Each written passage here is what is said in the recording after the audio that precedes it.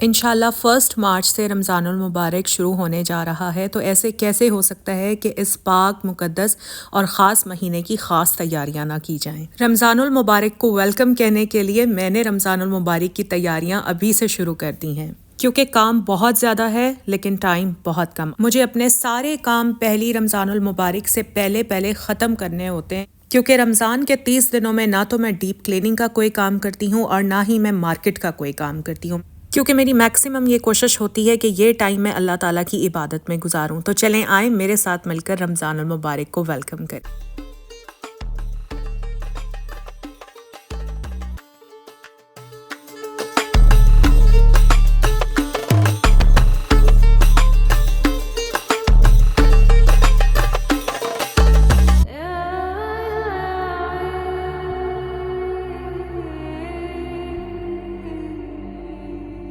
अस्सलाम वालेकुम and welcome back to my channel Taraf Khan vlogs. I hope मेरी यूट्यूब फैमिली बिल्कुल ठीक ठाक होगी, अल्लाह का शुक्र है मैं भी बिल्कुल ठीक हूँ। अच्छा, इससे पहले भी मैं किचन डीप क्लीनिंग पर काफ़ी वीडियोस बना चुकी हूँ, जिसमें मैंने आपको बेकिंग सोडा और सिरके की मदद से किचन को डीप क्लीन करना बताया था।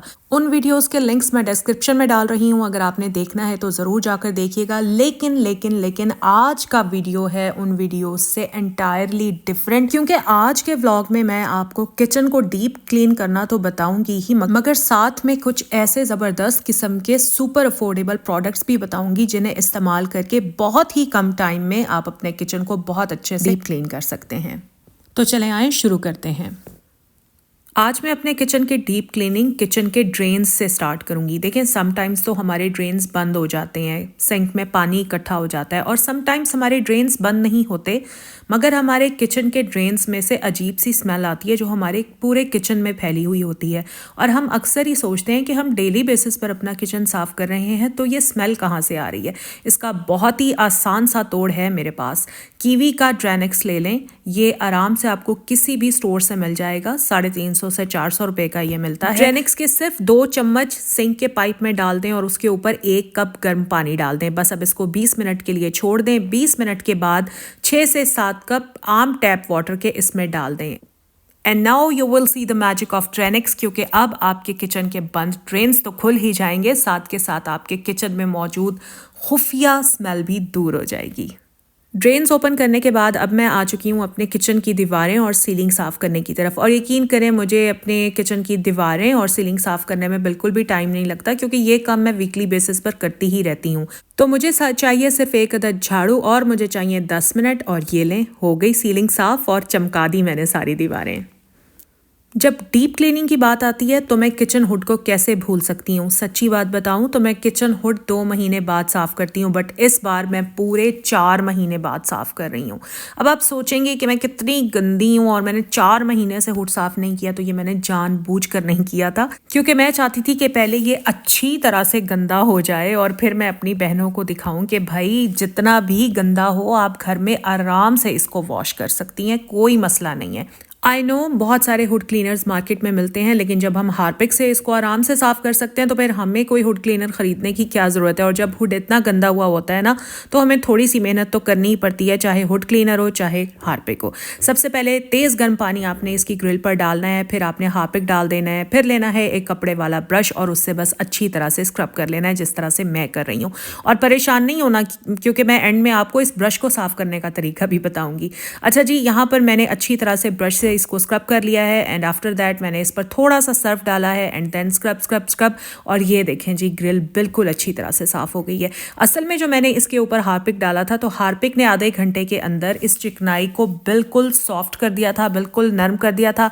मैंने थोड़ा सा ब्रश मारा और सारी चिकनाई आराम से साफ़ हो गई। और आपको पता है मैंने ये तरीका कहाँ से सीखा था? एक बार मैंने अपना हुड बाहर सर्विस होने के लिए दिया था एक शॉप पर, तो शॉप वालों ने हार्पिक और गर्म पानी की मदद से ही इसको क्लीन किया था, तो वहीं से मुझे इस तरीके के बारे में पता चला था। चलें जी, अब चलते हैं हम हमारी कैबिनेट्स की तरफ। तो कैबिनेट साफ करने का काम थोड़ा सा मुश्किल ज़रूर है, मगर नामुमकिन नहीं है। पहले मैं घबरा रही थी कि कैबिनेट्स रहने देती हूँ, नहीं करती हूँ, लेकिन फिर मैंने कहा कि नहीं, डर के आगे जीत है। तो आज तो कैबिनेट साफ़ करनी ही करनी है भाई। अच्छा नहीं ना लगता, मतलब पूरा किचन में डीप क्लीन कर लूँ और कैबिनेट्स छोड़ दूँ और वो भी सिर्फ अपनी थोड़ी सी सुस्ती की वजह से।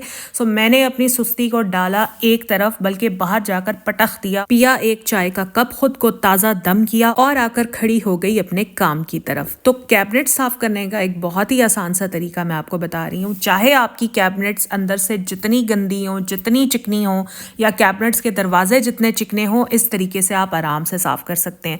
थोड़ा सा नीम गर्म पानी लें, उसमें थोड़ा सा डिश वॉश लिक्विड डालकर अच्छी तरह से मिक्स कर लें। बस स्पंज को इस पानी में डिप करें और अपनी कैबिनेट को अंदर से और बाहर से स्क्रब करती जाएं और चमत्कार होता देखती जाएं, क्योंकि आपकी आंखों के सामने आपकी तमाम कैबिनेट्स बिल्कुल अच्छे से चमक जाएंगी।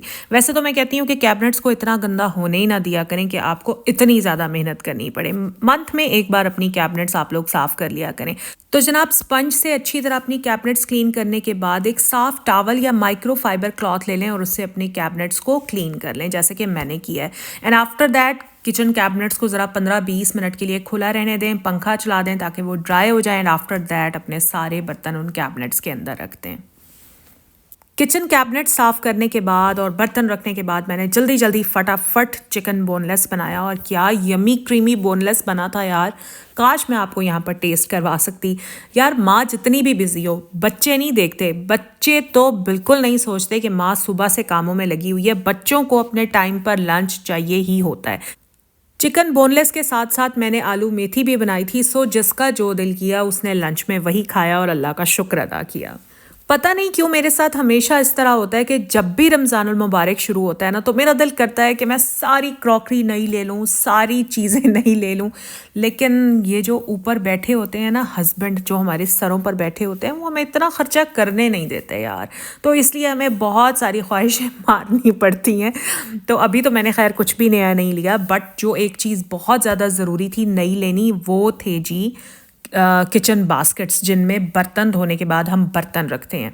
मेरी जो पुरानी बास्केट्स थी ना, वो भी बिल्कुल ठीक ही थी, बट काफ़ी अरसा हो गया था उनको मेरे पास। सो उनको अब मैं वॉश भी करती थी ना, तो क्योंकि उनका कलर फेड हो गया था, इसलिए वो अच्छी नहीं लगती थी, पुरानी पुरानी सी लगती थी। सो मैंने सोचा कि मैं ले लेती हूँ नई बास्केट्स, और मैंने ये बहुत बड़ी बड़ी बास्केट्स ली हैं। अभी वीडियो में आपको इतनी बड़ी नहीं लग रही होंगी, बट ये मैंने फुल साइज़ की ली हैं, और ये मैंने 1300 की एक बास्केट ली है।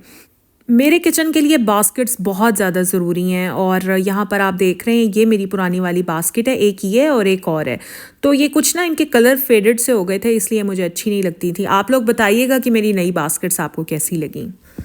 तो जनाब, यहाँ पर चलते हैं और आपको बताती हूँ कि सैंडविच मेकर को कैसे साफ़ करते हैं। मैं अपना तो साफ़ कर ही रही थी, सोचा आप लोगों के साथ भी शेयर करूँ।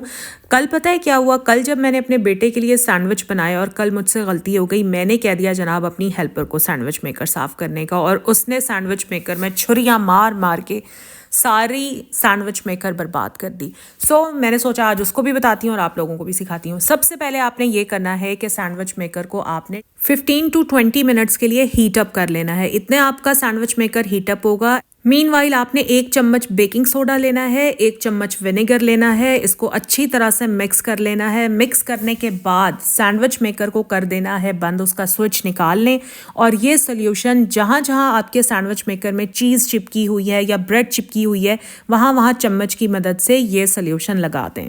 अच्छी तरह से ये सोल्यूशन सैंडविच मेकर में लगाने के बाद अब सैंडविच मेकर को कर दें वापस बंद 15 मिनट के लिए, और 15 मिनट के बाद अपने सैंडविच मेकर को ओपन करें। यकीन करें उसमें जो कुछ भी चिपका हुआ होगा आपको बिल्कुल भी रगड़ना नहीं पड़ेगा। आप उंगली लगाएंगी और वो सारा आपकी उंगली से ही उतर जाएगा। मैंने यहाँ पर स्पंज ले लिया है। स्पंज को मैंने जो बर्तन धोने वाला साबुन होता है वही मैं यहाँ पर इस्तेमाल कर रही हूँ, और ये देखें स्पंज की मदद से ये जितनी भी ब्रेड थी या चीज़ थी ये सारी की सारी मैं उठा रही हूँ। अच्छा, अगर आप ये स्पंज वाला स्टेप मिस करना चाहती हैं तो आप मिस कर दें, कोई मसला नहीं है। आप सिंपल एक वाइप ले लें और पानी की मदद से वाइप को वेट करके आप अपने सैंडविच मेकर को बिल्कुल आराम से साफ़ कर सकती हैं। मैं अपने सिंक पर पड़ने वाले इन स्टेन्स की वजह से बहुत ज़्यादा परेशान थी। असल में वाटर की वजह से ये लाइम स्केल्स बन जाते हैं जिन्हें साफ़ करना इंतहाई मुश्किल होता है। मैंने इन पर विनेगर लगा लिया, मैंने इन पर बेकिंग सोडा लगा लिया, मैंने यहाँ पर सॉल्ट लगाकर लेमन से इसको रब कर दिया, मगर ये स्टेन्स किसी सूरत में नहीं जाते थे। बिल आखिर मुझे पता चला कि ये लाइम स्केल रिमूवर से साफ़ होते हैं, और अगर ये काफ़ी पुराने हैं तो लाइम स्केल रिमूवर से साफ़ करने में भी इन पर काफ़ी मेहनत करनी पड़ती है। असल में मेरी ये टैप लीक हुई हुई थी और ये टैप कम से कम 5 से 6 महीने लीक्ड रही। असल में हस्बैंड की बहुत ज़्यादा मसरूफियत चल रही थी, जिसकी वजह से उन्हें टाइम नहीं मिल रहा था ठीक करवाने का। खैर वो तो एक अलग बात थी। अब हुआ ये कि जब ये टैप ठीक हो गई तो यहाँ पर ये जो निशान उस पानी की वजह से पड़ गए थे, ये किसी भी तरह रिमूव नहीं हो रहे थे। खैर मैं मार्केट गई और वहाँ से मैंने लिया लाइम स्केल रिमूवर। ये एस्टॉनिश वालों का लाइम स्केल रिमूवर है और आपको 645 रुपये में बहुत आराम से मिल जाएगा। लेकिन अगर आप किसी ऐसे इलाके में रहते हैं जहाँ पर ये आपको नहीं मिल रहा तो आप ऑनलाइन भी मंगवा सकते हैं। इसके लिए मुझे कोई लिंक देने की ज़रूरत नहीं है। आप गूगल में टाइप कर लें एस्टॉनिश लाइम स्केल रिमूवर और वहाँ पर नीचे आ जाएगा जहाँ से आप बाय कर सकते हैं। अच्छा, अब ये करना कैसे है ये तरीका ज़रा आप देख लें। अगर तो आपके स्टेन्स बहुत ज़्यादा हार्ड हैं जैसे मेरे सिंक पर हैं तो ये इसी तरीके से साफ़ होंगे। सबसे पहले तो यहाँ पर अगर किसी किस्म का पानी पड़ा हुआ था तो उसको कपड़े की मदद से साफ़ कर लें एंड देन उस सरफेस पर जहाँ ये स्टेन्स हैं बल्कि उन स्टेन्स पर इस लिक्विड को अच्छी तरह से स्प्रे कर दें जिस तरह से मैंने स्प्रे किया है। 10 से 12 मिनट बाद आपने लेनी है एक स्पाइरल और स्पाइरल को आपने इस तरह से हल्के हाथ से बस मारना है और यकीन करें आपके सारे लाइम स्केल साफ़ हो जाएंगे। आप इससे अपने बाथरूम की टैप्स, बाथरूम के शावर्स और किचन की टैप्स भी साफ़ कर सकती हैं।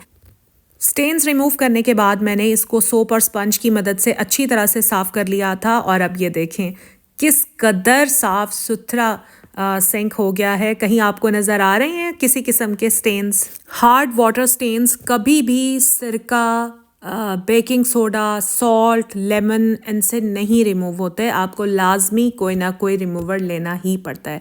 ये देखें जी मेरा सिंक एकदम साफ़ हो गया और यहाँ पर मैंने रख दिया है एक खूबसूरत सा मनी प्लांट। बताइएगा ज़रूर कि कैसा लग रहा है। मैंने अपने हस्बैंड को काफ़ी दिनों से कहा हुआ था कि आप मुझे हॉब की सर्विस करवा दें, लेकिन उन्हें टाइम ही नहीं मिल रहा था। तो मैंने सोचा जहाँ मैंने हुड क्लीन कर लिया वहाँ हॉब को मैं कैसे रहने दे सकती हूँ, क्यों मैं अपने पैसे ज़ाया करूं, बेहतर है इसको भी मैं खुद ही डीप क्लीन कर लेती हूं। तो यहाँ पर अभी बस मैं चाय बनाकर फारिग हुई थी तो मैंने सोचा इसके बर्नर्स उतार लेती हूँ। तो एक बर्नर जिस पर मैंने चाय बनाई थी वो थोड़ा हॉट था, तो यहाँ पर मैंने एक रुमाल की मदद से हेल्प ली है। ये बर्नर्स लेकर सबसे पहले मैंने पानी लिया, पानी में डाला मैंने हार्पिक और इन बर्नर्स को मैंने इस हार्पिक वाले पानी में डिप कर दिया और कम से कम आधा घंटा मैंने इसको इसी तरह से डिप रहने दिया। मैंने सोचा इतने आधे घंटे बर्नर हार्पिक में डिप रहेंगे, क्यों ना मैं हॉब को अच्छी तरह से डीप क्लीन कर लेती हूँ। अच्छा, तो यहाँ पर मैंने लिया है ग्लिंट क्लीनर। ये आपको 350 से 400 रुपये में बॉटल मिल जाएगी। इस ग्लिंट क्लीनर का फ़ायदा ये होता है कि जब आप इसको स्प्रे करते हैं ना अपने स्टोव पर और 10 मिनट के लिए आपको छोड़ना होता है, आफ्टर दैट आपका चूल्हा जितना भी चिकना है, जितना भी गंदा है, वो साफ़ हो जाता है। मेरा खैर इतना गंदा नहीं होता, लेकिन फिर भी मैं डीप क्लीन इसको ज़रूर करूँगी। वैसे सच्ची बात पूछें तो स्टोव साफ़ करने के लिए आपको ग्लिंट क्लीनर की भी ज़रूरत नहीं है। आप डिश वॉश लिक्विड की मदद से और जो स्पाइरल होती है यानी लोहे वाला जो जूना होता है उसकी मदद से अपने स्टोव को अच्छे से डीप क्लीन कर सकते हैं।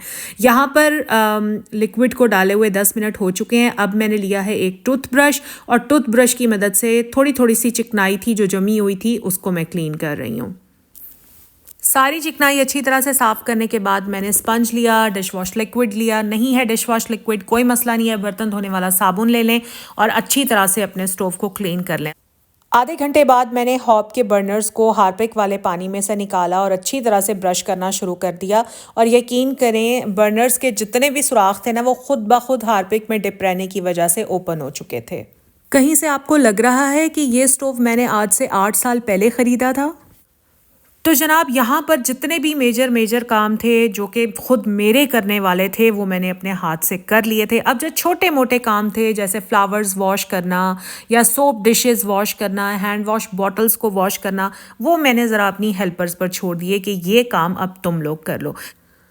और यहाँ पर मैंने अपने स्पाइस जार साफ़ करने शुरू कर दिए थे और इंशाल्लाह मेरा पूरा इरादा है कि ये स्पाइस जार मैंने रमज़ानुल मुबारक में चेंज कर लेने हैं, बट हमेशा के लिए नहीं, सिर्फ रमज़ानुल मुबारक के लिए। क्योंकि ये स्पाइस जार आई नो आप लोगों को अच्छे नहीं लगते हैं, आप लोगों ने काफ़ी बार मुझे कहा है यार, बट ये बहुत हैंडी हैं, बहुत कन्वीनियंट हैं। मैंने जब भी फैंसी किस्म के स्पाइस जार्स या स्पाइस रैक्स लिए हैं, कसम से बड़ी मुश्किल होती है उनको रूटीन में इस्तेमाल करते वक्त। सो सिर्फ रमज़ानुल मुबारक के लिए मैं अपना वो फैंसी स्पाइस रैक जो मैंने आपको पहले एक वीडियो में दिखाया था वो मैं निकालूंगी, बट आफ्टर रमज़ान उसको मैं वापस रख दूंगी क्योंकि मुझे इस्तेमाल करने में ये वाले जार्स बहुत ज़्यादा कन्वीनियंट लगते हैं। ऑलमोस्ट तमाम काम हमारे हो चुके हैं, बट इक्का दुक्का थोड़े थोड़े रहते हैं। अभी आपने वीडियो को देखना है जनाब, क्योंकि अब मैं साफ़ करने लगी हूँ अपनी किचन विंडो, और इसके लिए भी किसी किस्म का आपको कोई केमिकल ख़रीदने की ज़रूरत नहीं है। ठहरें ठहरें, ये अचार का डब्बा नहीं है, मैं अचार पानी में डालने वाली नहीं हूँ। इस डब्बे के अंदर मैंने सर्फ डाला हुआ है, ठीक है जी। पानी लेना है, आम टैप वाटर, उसके अंदर थोड़ा सा सर्फ डालना है, अच्छी तरह मिक्स करना है। एक साफ़ सुथरा कपड़ा लेना है और बस कपड़े की मदद से, या बेहतर है कि आप टावल ले लें, टावल से विंडो बहुत अच्छी साफ़ होती है। हल्का वाला टावल ले लें या माइक्रो फाइबर क्लॉथ ले लें, ठीक है, और उसकी मदद से अपनी विंडो को साफ़ कर लें। देखिए, विंडो को इस पानी से साफ़ करने से पहले ना सूखे कपड़े से उसकी मिट्टी ज़रूर उतार लीजिएगा, और फिर इस पानी और कपड़े की मदद से अपनी विंडो को साफ़ करें। आप यकीन करें, आपकी विंडो की जो ग्लास है वो चमक जाएगी।